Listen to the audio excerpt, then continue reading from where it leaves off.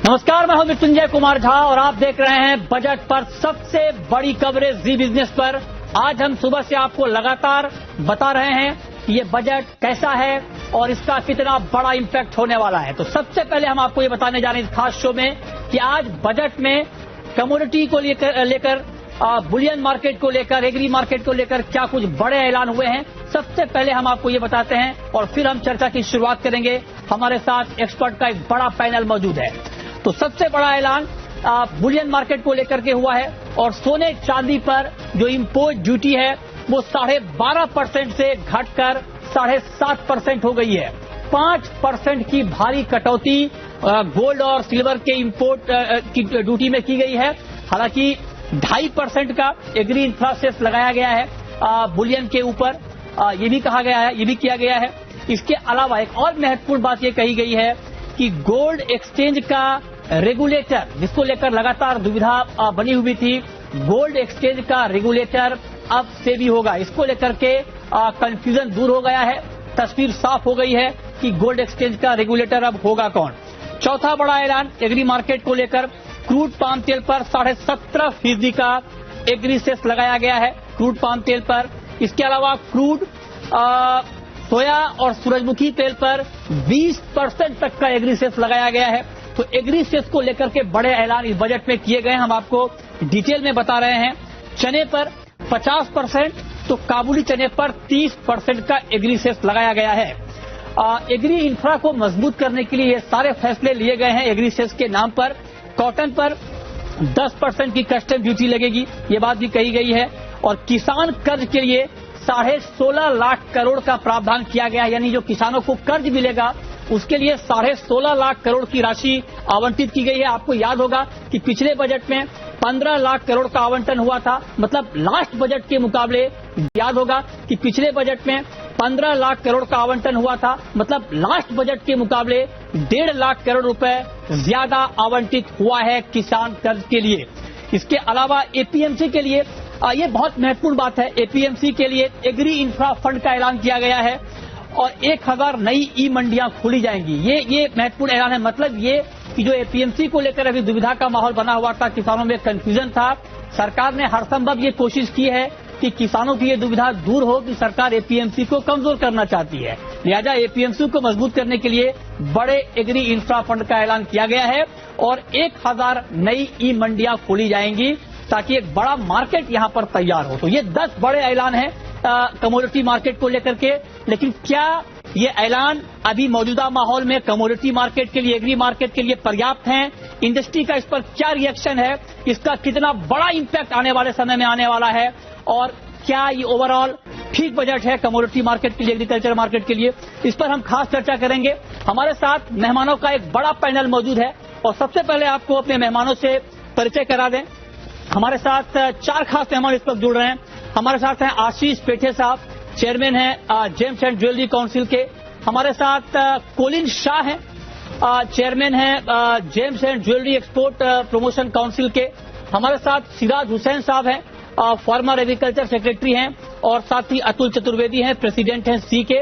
आप सभी मेहमानों का बहुत बहुत स्वागत है इस खास चर्चा में। और चर्चा की शुरुआत आशीष पेठे जी आपसे, चूंकि आपकी इंडस्ट्री के लिए बड़ा ऐलान हुआ है और जैसे ही इंपोर्ट ड्यूटी कम करने का ऐलान हुआ बजट में, बड़ा इम्पैक्ट हमने गोल्ड की कीमतों पर देखा।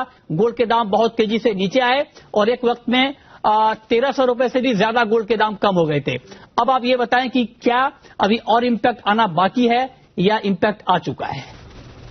नमस्कार। जैसे आपने सही कहा कि कस्टम ड्यूटी 12.5 से 7.5 तक नीचे आ चुकी है, लेकिन सेस के हिसाब से वो पूरा उसका इफेक्ट अभी प्राइस में नहीं आया है। और जो अभी 1200 रुपए का हम डिफरेंस देख रहे हैं, जो प्राइस नीचे आई है, मुझे लगता है कि यहाँ पे ये प्राइस स्टेबलाइज होगी, क्योंकि नेट इफेक्ट ड्यूटी का 2 से 2.25% तक है। तो 1000 से 1200 रुपए तक का जो प्राइस नीचे आया है, उसी लेवल पे मेरे हिसाब से वो स्टेबलाइज हो जाएगा। अच्छा, तो आप कह रहे हैं कि नेट इफेक्ट 2 से 2.5% का ही है। अच्छा, इसको लेकर भी लगातार कंफ्यूजन बना हुआ है। कोलिन शाह जी, आप क्या कहेंगे? क्योंकि देखने में ये लग रहा है कि 12.5% की ड्यूटी थी, उसे घटाकर 7.5% कर दिया गया है। अब जो 2.5% का एग्री सेस लगा है, इसको लेकर के भी कंफ्यूजन है कि क्या ये कस्टम ड्यूटी के ऊपर लगेगा या ये अलग से 2.5% है? इसका कैलकुलेशन क्या है, जरा आप क्लियर करें sir. Colin Shah ji. Duty 12.5 से 7.5 की है और एग्री सेस 2.5% है, तो नेट 10% ही लगेगा, 10 पॉइंट समथिंग। तो 2.5% का फर्क पड़ेगा ओवरऑल रेट में। बट ज्यादा मैं ये बोलना चाहूंगा कि हमारे इंडस्ट्री के लिए ये बहुत अच्छा क्या है कि लास्ट कुछ सालों से बजट में हमारे लिए कुछ आया नहीं था।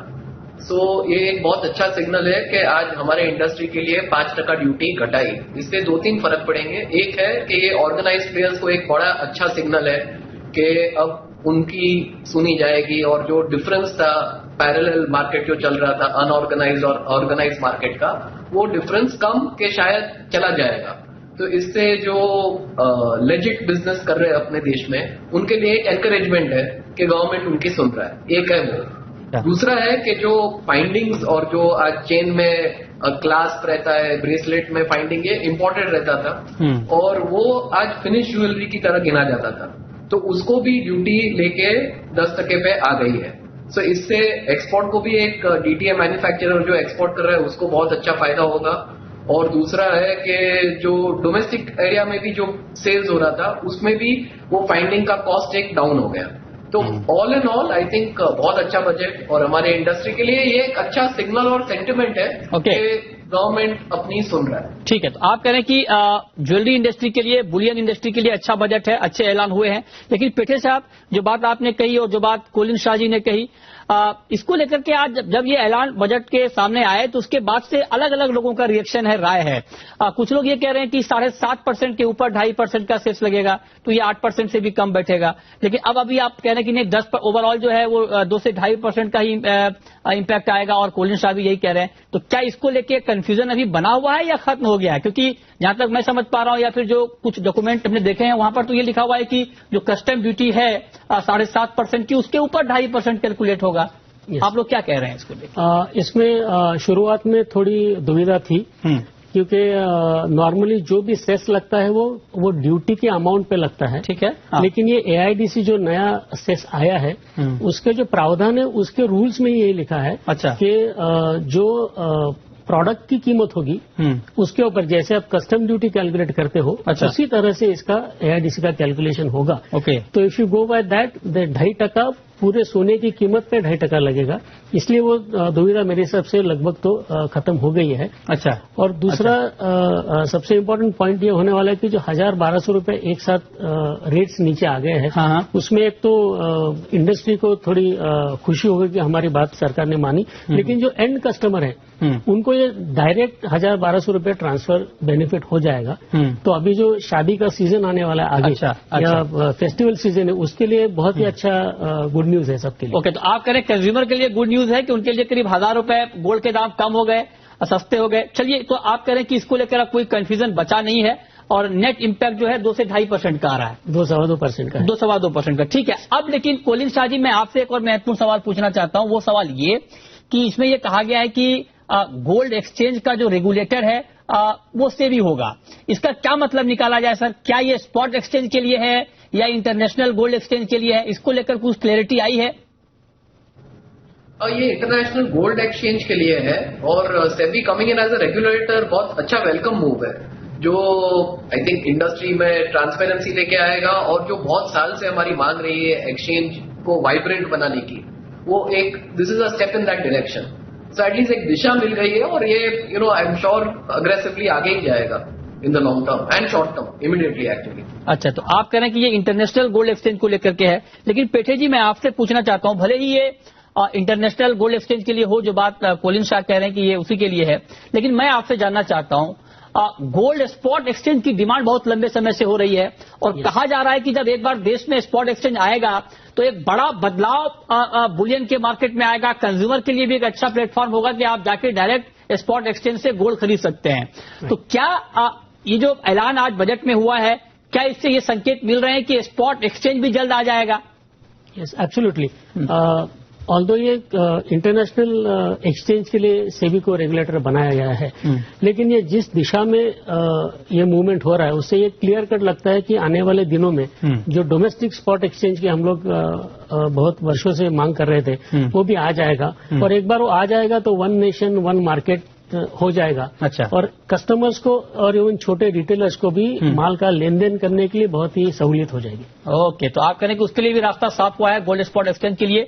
तो बड़े ऐलान बुलियन को लेकर उसका क्या इम्पैक्ट हुआ है, आगे क्या इम्पैक्ट होगा, ये हमने आपको बताया। आप लोग बने रहें सर, क्योंकि आज बुलियन के अलावा कुछ और बड़े ऐलान हुए हैं एग्रीकल्चर को लेकर, उस पर हम बात करेंगे छोटे से ब्रेक के बाद। हमारे साथ एग्री मार्केट के दो बड़े एक्सपर्ट इस वक्त जुड़े हुए हैं। हमारे साथ सिराज हुसैन साहब हैं और अतुल चतुर्वेदी जी हैं। इनसे हम करेंगे बात एक छोटे से ब्रेक के बाद। आप बने रहिए हमारे साथ।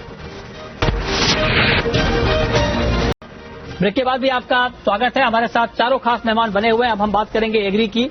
अतुल जी, मेरा पहला सवाल आपसे ही होगा, क्योंकि जो ऑयल के ऊपर जो सेस लगाया गया है इसको लेकर के भी अभी तक क्लियरिटी बहुत ज्यादा दिख नहीं रही है। आप जरा क्लियर करें सर, क्रूड पाम तेल पर सेस यहां पर लगाया गया है, इसके अलावा सोयाबीन पर, सूरजमुखी पर, क्या मतलब है सर? ओवरऑल क्या माना जाए, इंपोर्ट महंगा हो रहा है या सस्ता हो रहा है, या प्राइस घट बढ़ रहे हैं, क्या हो रहा है? मैं एक थोड़ा आपको क्लैरिफाई कर दूं। इफेक्टिवली जो पाम के ऊपर ड्यूटी का सवाल है, पहले ड्यूटी थी अबाउट 27.5% प्लस सेस मिला के वो 30.25% ड्यूटी होती थी। अब गवर्नमेंट ने क्या किया है कि बेसिक ड्यूटी को तो घटा दिया है पर सेस लगा दिया है, तो ओवरऑल ड्यूटी अब उसकी हो गई है 35.75। और जहां तक सोया और सनफ्लावर की ड्यूटी का सवाल है, उसमें कोई गवर्नमेंट ने रद्दोबदल नहीं की है। बेसिक कस्टम ड्यूटी वहां पे भी घटा दी है, बट वो सेस वगैरह लगा के ओवरऑल ड्यूटी, इफेक्टिव ड्यूटी 38.5 ही रहेगी। तो जो हम लोगों की इंडस्ट्री की डिमांड थी कि ये जो 10% इन लोगों ने पिछले कुछ 2-3 महीने पहले पाम की ड्यूटी कम कर दी थी, तो अगर आप यूं समझें तो उसमें 50% गवर्नमेंट ने वापस उस ड्यूटी को लागू कर दिया है। तो अब पाम और सॉफ्ट ऑयल जैसे सोया और सन का जो डिफरेंस है, जो पहले ऑलमोस्ट 8 से 10% का हो गया था, अब वो डिफरेंस वही 3-3.25% का रह गया है। और मैं समझता हूं कि ओवरऑल इसका मस्टर्ड की मार्केटिंग जैसे थोड़े दिन बाद होने वाली है, क्रॉप बढ़िया शेपअप कर रही है, तो उसके लिए एक अच्छी चीज है कि पाम की ड्यूटी, जो हम लोगों को घबराहट ये थी कि बेइंतहा पाम का इंपोर्ट हो जाएगा हिंदुस्तान में, वो शायद अब थोड़ा बहुत उस पर लगाम लगेगी। ये आपने सर बहुत डिटेल में समझाया, और क्योंकि इसको लेकर अब तक हम लोग बहुत समझ नहीं पा रहे थे कि एक्चुअली हुआ क्या है, लेकिन आपने बिल्कुल संक्षेप में ये समझा दिया कि हुआ क्या है। मतलब इंपोर्ट ड्यूटी क्रूड पाम तेल पर कुल मिलाकर आपने कहा कि बढ़ी है, और जो घटाई गई थी 10% की पहले, उसमें से 50% आप कह रहे हैं कि रिस्टोर हो गया है, ठीक है।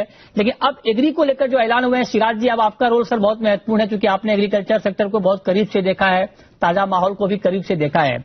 आज के बजट में दो महत्वपूर्ण बात कही गई है। एक तो ये कि एपीएमसी के लिए एग्री इंफ्रा फंड का ऐलान किया गया है, और ये कहा गया है कि 1000 नई मंडियां खोली जाएंगी। 16.5 लाख करोड़ का फार्म क्रेडिट का ऐलान किया गया है। क्या आपको लगता है कि ताजा चुनौतियों को देखते हुए खेती किसानी की यह ऐलान पर्याप्त है, या आपको लगता है कुछ मिसिंग है एग्रीकल्चर में? देखिए, सबसे पहले तो मैं बधाई देना चाहूंगा सरकार को कि उन्होंने इस साल में, जबकि पैंडेमिक से हमारी इकोनॉमी बहुत बुरी तरह हिट हुई थी, उसके बावजूद उन्होंने फर्टिलाइजर सब्सिडी और फूड सब्सिडी के पेंडिंग बिल्स को क्लियर कर। ये बहुत अच्छी बात है। इससे एफसीआई की इकोनॉमिक कॉस्ट कम हो जाएगी, उनका इंटरेस्ट बर्डन इतना ज्यादा था वो कम हो जाएगा।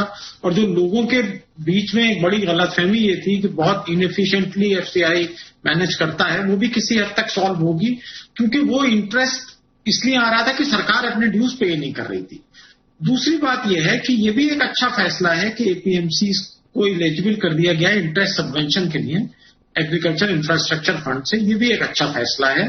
और हालांकि वो पहले भी एलिजिबल थे, लेकिन अब बिल्कुल साफ तौर पे कहा गया है कि वो फंड से इंटरेस्ट सबवेंशन हासिल कर सकते हैं। तीसरी बात जो ड्यूटी स्ट्रक्चर के बारे में है, मैंने अभी आर्टिकल भी लिखा है, मनी कंट्रोल पे छप गया है। ये जो कस्टम्स ड्यूटी होती थी उसको घटाया गया है और सेस को बढ़ाया गया है, और ओवरऑल ड्यूटी तकरीबन उतनी है जितनी पहले थी, थोड़ा बहुत फर्क है। लेकिन इसका एक बहुत बड़ा असर ये होगा कि कस्टम्स ड्यूटी राज्य सरकारों के साथ शेयर होती थी और जो सेस लगाया गया है वो राज्य सरकारों के साथ शेयर नहीं होगा, तो इसमें बेसिकली राज्य सरकारों पर हिट पड़ेगा। और मुझे लगता है कि जो फेडरलिज्म की एक स्पिरिट है, शायद ये जब डिटेल्स आएंगी इसके सामने तो ज्यादा डिटेल मालूम होगा कि क्या है इसके पीछे, लेकिन मुझे लगता है कि फेडरलिज्म की स्पिरिट के अगेंस्ट ये चीज जा रही है।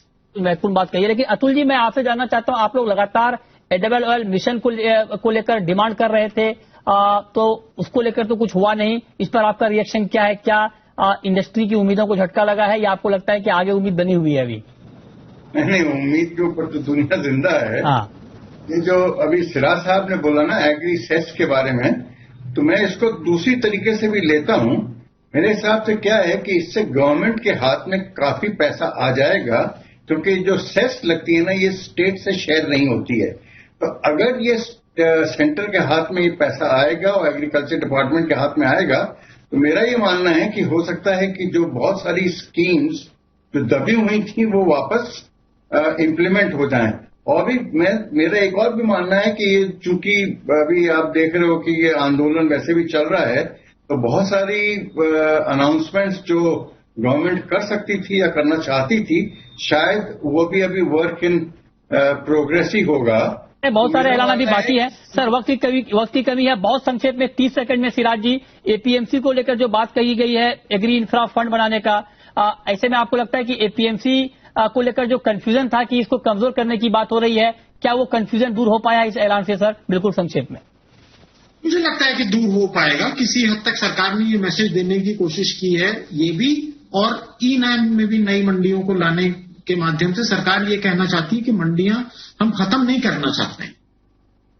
जी, बहुत शुक्रिया सिराज हुसैन साहब आपका, अतुल जी आपका, आशीष पेटे जी आपका और कोलिन शाह जी आपका हमारे साथ इस बड़ी चर्चा में जुड़ने के लिए और बताने के लिए कि बुलियन मार्केट, एग्री मार्केट को लेकर जो कुछ ऐलान हुए हैं वो ऐलान कैसे हैं, इसका क्या इम्पैक्ट आगे होगा। तो फिलहाल इस खास शो में इतना ही, छोटा सा ब्रेक, लेकिन ब्रेक के बाद भी बजट पर लगातार बड़ी कवरेज जारी है।